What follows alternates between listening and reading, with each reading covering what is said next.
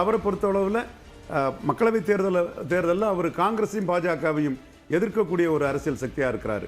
அது வேற யாரும் அந்த நிலைப்பாடை எடுக்கலங்கும் போது அது 2024 மக்களவையில் அவர் கை கொடுத்தது. சட்டமன்ற தேர்தலில் அந்த வியூகம் அவருக்கு கை கொடுக்கல. காரணம், சட்டமன்ற தேர்தல் வியூகம்ங்கிறது திமுக எதிர்ப்புங்கிற எண்ணத்திலே போன ஒரு சூழ்நிலையில் திமுகவை ஸ்ட்ராங்காக எதிர்த்த 2 கட்சிகளுமே பலனடைஞ்சிருக்காங்க. ஒரு அண்மை தகவலை பார்க்கலாம். மத்திய மற்றும் காவிரி டெல்டா மண்டலத்தில் மொத்தம் 46 தொகுதிகள் இருக்கு. இதில் 19 திமுக முன்னிலையில் இருக்கு. மத்திய மற்றும் காவிரி டெல்டாவில் அதிமுக 15 இடங்கள்லையும் தாவேகா 12 இடங்கள்லையும் முன்னிலையில் இருக்கு. ஸோ இந்த தொகுதிகளை பொறுத்த வரைக்கும் பெரும்பாலும் திமுகவுடைய கோட்டை அப்படின்னு சொல்ல முடியும். கடந்த சட்டமன்ற தேர்தலில் இந்த இடங்களில் ஒட்டுமொத்தமாக 3 இடங்களில் தான் அதிமுக வின் பண்ணியிருந்தது. இப்போ திமுக அப்படின்றது 19 இடங்களில் முன்னிலையில் இருந்தாலும் கூட அடுத்தடுத்த இடங்களில் அதிமுகவும் திமுகவும் இருக்குது அப்படின்றது, தாவேகாவும் இருக்குது அப்படின்னு கவனிக்க வேண்டிய அம்சமாக பார்க்க முடியுது. ஸோ ஒட்டுமொத்தமாக 19 இடங்களில் தான் டெல்டா மத்திய மண்டலத்தில் திமுக முன்னிலையில் இருக்குது. அதிமுக 15, தாவேகா 12 இடங்களில். ஸோ தாவேகாவுடைய கோட்டை அப்படின்னு சொல்லப்பட்ட கணிக்கப்பட்ட இடங்கள் சென்னைக்குட்பட்ட சென்னை ஒட்டியிருக்கக்கூடிய புறநகர் பகுதி, கேடிசிசி மண்டலம். இந்த மண்டலங்களில் தாவேக மிகச்சிறப்பாக வாக்கு வங்கியை பெற்றிருக்காங்க. அதே மாதிரி மேற்கு மண்டலத்திலையும் வட மாவட்டங்கள்லையும் தாவேகாவுடைய வலிமை அப்படின்றது தொடர்ச்சியாக நிரூபிக்கப்பட்டிருக்கு அப்படின்னு சொல்கிறாங்க.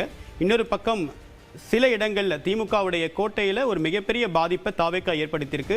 ஸோ அதிக அளவுக்கு விஜயுடைய வருகை என்றது யாருக்கு பாதிப்பை ஏற்படுத்தியிருக்கு அப்படின்னா திமுகவுக்கு தான் அதிக அளவுக்கு பாதிப்பை ஏற்படுத்தியிருக்கு அப்படின்றது அந்த எண்ணிக்கை சொல்லக்கூடிய செய்தியாக இருக்குது. ரவீந்திரன், இப்போ கேடிசிசி பெல்ட்லேயும் சரி டெல்டாலையும் சரி திமுகவுடைய கடந்த முறை அதுதான் கோட்டையாக இருந்தது.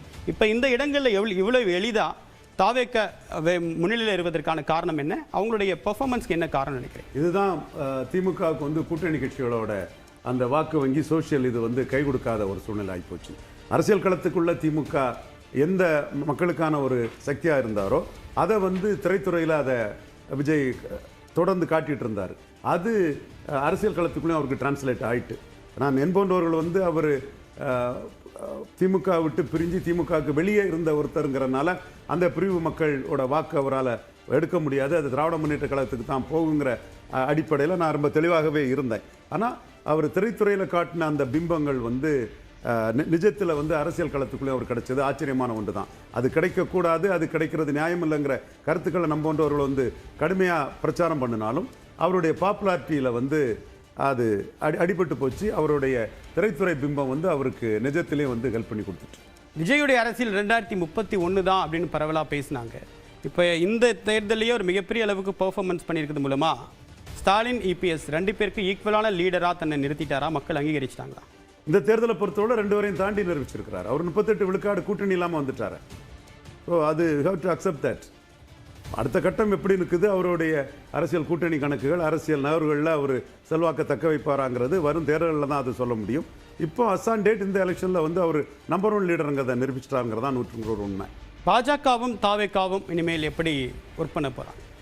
பாஜக தாவேகா இதில் தாவேகாவை பொறுத்தளவில் ஆட்சி அதிகாரத்தில் நிற்கிறதுக்கு பாஜக கூட ஒரு நட்பு மாறி காட்டினாலும் ஆக்சுவலாக அவரோட வாக்கு வங்கியை காப்பாற்றுறதுக்கு அவர் ஸ்டாலின் எப்படி பாஜக கூட வராமலே இருந்தாரோ அதே ஸ்டாலின் இடத்துல இருந்து காங்கிரஸ், கம்யூனிஸ்ட்டு அந்த மாதிரிப்பட்ட ஒரு அரசியல் நகர்வுகளை தான் செய்வாரே தவிர பாஜக கூட வரக்கூடிய பட்சத்தில் அவருடைய இந்த வாக்கு வங்கி அடிபட்டு போகும்.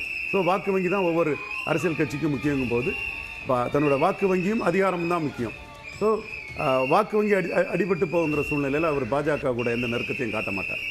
ஸோ தேர்தல் ஆணையத்துடைய அதிகாரப்பூர்வ அறிவிப்பின்படி எத்தனை இடங்களில் பிரதான ஒவ்வொரு கட்சிகளும் வெற்றி பெற்றுக்கு முன்னிலை பெற்று வருது அப்படின்றத பார்க்கலாம். திமுகவை பொறுத்த வரைக்கும் 42 இடங்கள், தாவேக 108 இடங்கள், காங்கிரஸ் ஒட்டுமொத்தமாக 28 இடங்களில் போட்டியிட்ட நிலையில் 5 இடங்களில் அவங்க முன்னிலை பெற்றிருக்காங்க. தேமுதிகவை பொறுத்த வரைக்கும் 10 இடங்களில் அவங்க போட்டியிட்டாங்க, 2 இடங்களில் முன்னிலை பெற்றிருக்காங்க. விசிகாவை பொறுத்த வரைக்கும் 1 இடம், இந்திய கம்யூனிஸ்ட் கட்சி 2 இடங்களில், அதிமுக 62 இடங்களில் முன்னிலை பெற்றிருக்காங்க.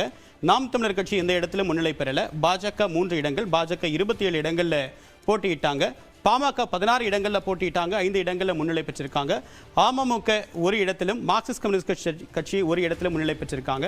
ஸோ தற்போது வரைக்கும் 234 தொகுதிகளுடைய முன்னிலை நிலவரம் அப்படின்றது வெளிவந்திருக்கு. அதன் அடிப்படையில் தாவேகா 108 இடங்களில் அவங்க முன்னிலை பெற்றிருக்காங்க. தனி பெரும்பான்மைக்கு 118 இடங்கள் தேவை என்ற நிலையில் தற்போது வரைக்கும் தாவேக 108 இடங்களில் முன்னிலை பெற்றிருக்காங்க. சற்று நேரத்திற்கு முன்பு வரைக்கும் அவங்க 113 வரைக்கும் அவங்க உச்சம் பெற்றாங்க. ஆனால் அந்த எண்ணிக்கை தற்போது குறைந்து 108 என்ற எண்ணிக்கையில் அவங்க நின்றுருக்காங்க. திமுக 42 இடங்கள், அதிமுகவை பொறுத்த வரைக்கும் 62 இடங்கள். கடந்த முறை 2021 சட்டமன்ற தேர்தலில் அதிமுக 65 இடங்களில் வெற்றி பெற்றிருந்தாங்க. இப்போ அதே எண்ணிக்கை மீண்டும் தொடருதா அப்படின்ற ஒரு கேள்வி எழுந்திருக்கு. நாகப்பட்டினம் தொகுதியோட நிலவரத்தை பார்க்கலாம். இந்த தொகுதியை பொறுத்த வரைக்கும் திமுக கூட்டணி முன்னிலை பெற்றிருக்கு.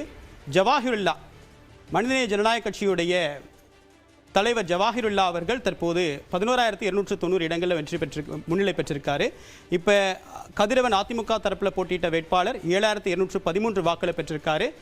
அதே போன்று தமிழக வெற்றிக் கழகம் தரப்பில் போட்டியிட்ட சுகுமார் 6,492 வாக்கள் பெற்றிருக்காரு.